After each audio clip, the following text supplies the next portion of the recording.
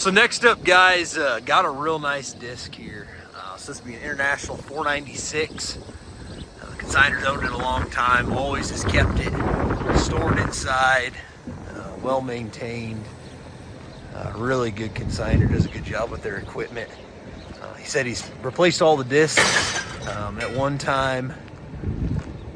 You know, they've owned it upwards of 30 years. Tires are in good shape.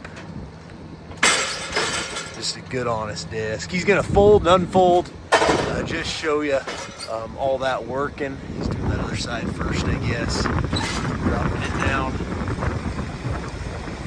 Full type, 2 sets of auxiliary lines. The hydraulic cylinders look really dry, so I didn't see any drips or leaks.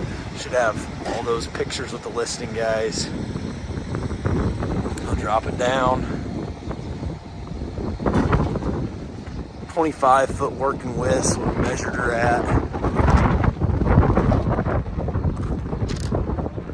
Just a nice disc, coming from a good home, ready to go to work. So we'll get this thing folded back up. We'll take some more pictures of it folded. I've got all the pictures of it unfolded. So good luck, guys. It's auction time in Old 20 Auctions.